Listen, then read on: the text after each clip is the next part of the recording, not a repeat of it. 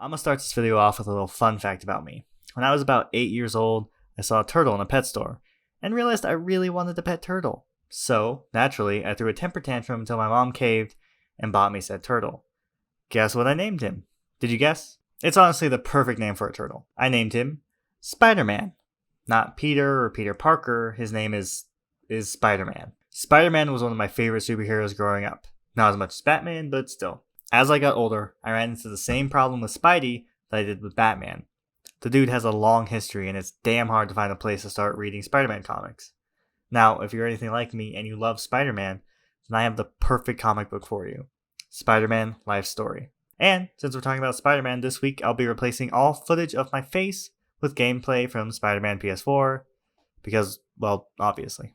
This book is really, really good for a variety of reasons. In my opinion, the best draw for it is that it is quite literally the full life story of our favorite arachnid-themed backflipping superhero. This book does something that, as far as I know, is completely original and actually super interesting.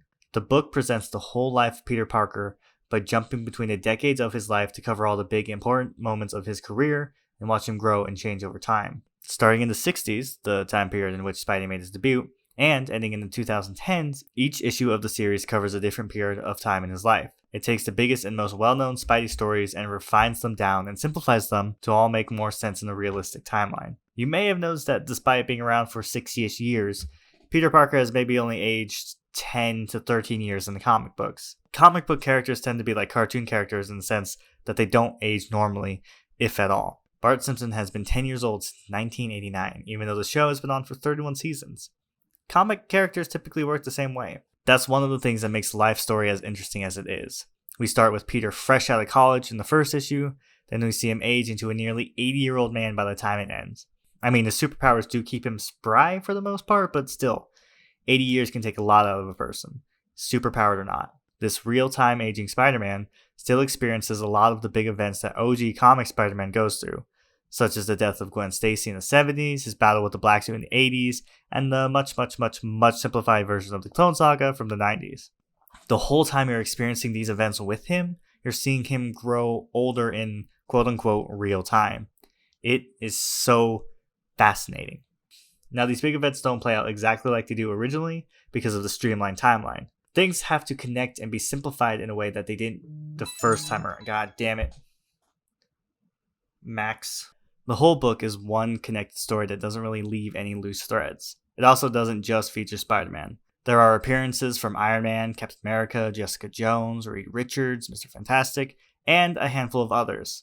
Some big Marvel Universe-wide story arcs from the mainstream timeline that Spidey was a part of also play out in the pages of the series, in the first Secret Wars and Civil War being the most notable examples.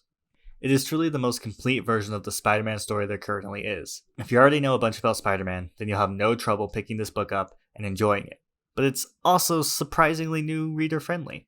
Even though it's compacting the whole of Spider-Man's history into a 200-page graphic novel, it still manages to introduce everything you need to know to understand what is going on. It's not the most robust descriptions, but it gets the job done.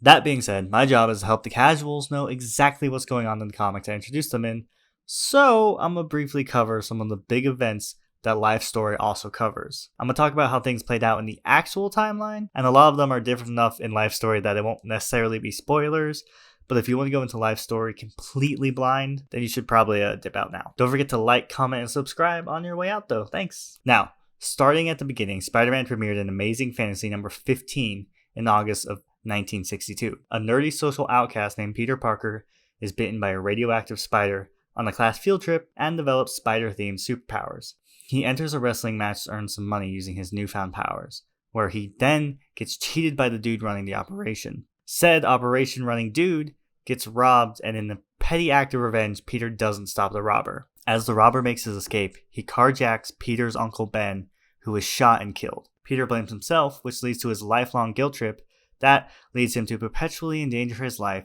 to save others as the spectacular Spider-Man. Why did I say it like that? I don't know. Plus, the whole with great power comes great responsibility thing.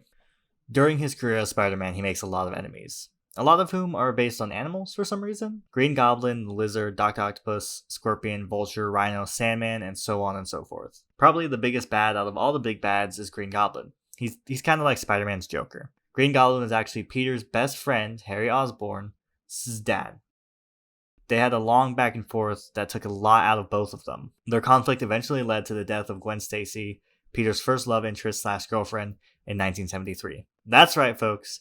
MJ wasn't the first sparkle in Spider-Man's eyes. Gwen and Pete had a professor named Miles Warren, who was secretly in love with Gwen, and also a supervillain named the Jackal. Again, see the theme there? The Jackal also happens to be an expert in cloning, so naturally he went ahead and created clones of Peter and Gwen. When the clone of Peter had Spider-Man's powers, Miles realized the secret identity of Spider-Man. He forces the two Peters to fight, and naturally they end up teaming up on him. A bomb goes off, killing one of the Peters and the Jackal. The next big event in Peter's life was in the 80s, during the Secret Wars crossover that featured all the big Marvel names of the time. Also, fun fact about that comic, it is very new reader friendly because everyone is constantly saying who they are every other page. Anyway, during the Secret Wars crossover, a bunch of Marvel characters got space napped and forced to fight on a planet called Battleworld. While there, Spider-Man gets a new suit, his famous black suit, which is actually an alien symbiote that enhances his natural abilities.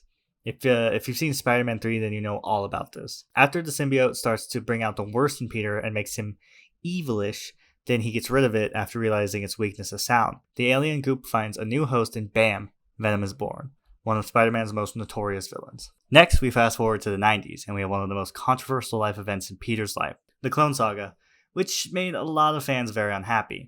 Now, I'm going to simplify this as much as I can because, well, it's a lot. Basically, Peter's clone had secretly survived the explosion and made a life for himself under the name Ben Reilly, Uncle Ben's first name combined with Aunt May's maiden name.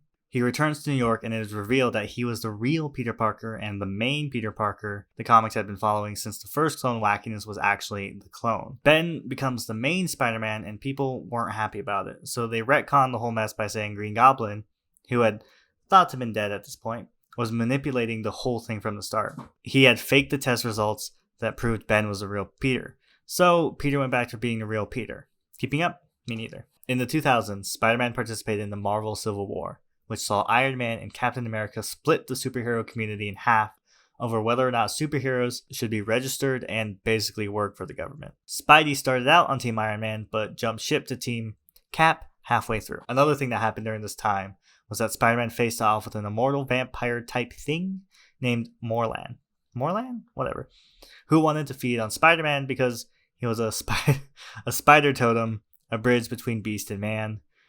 Yep. Peter, being the genius he is, figures out a way to beat him and does. Morlan is then killed by his own underling, which is honestly just kind of embarrassing. Then, in the 2010s, we have the introduction of the new Spider-Man, Miles Morales, who has gotten really big over the last few years and really made a name for himself. Originally, Miles was from a different universe than mainland Spoods, but he eventually jumps over and joins the 616 universe, the main continuity for Marvel Comics. In 2013, an aging Dr. Octopus switches bodies with the young and fit Peter Parker and took over his life, becoming what he called the Superior Spider-Man. He was convinced that with his intellect, he could be a better hero than Peter ever was. He operates as Spider-Man for a good while and doesn't do a half-bad job, believe it or not. Eventually, Peter regains his body and things return to the status quo. Alright, well that should probably cover it all. Like I said near the start, I'm trying to cover the events that occur in the Spider-Man Life Story book only. There's a lot of Spider-Man stories out there, and I'd love to cover more, so if that's something you'd be interested in, let me know in the comments. What's on my mind, right? In the comments down below. And again, Spider-Man Life Story is really good, so go check it out. It's free with Comixology, along with so many other comics. Thanks again for tuning into Comics for Casuals. Next week, I'll be talking about Hawkman and Hawkgirl. And the week after that, I don't know. I don't think that far ahead. Don't forget to like, comment, subscribe, and I will see you next time.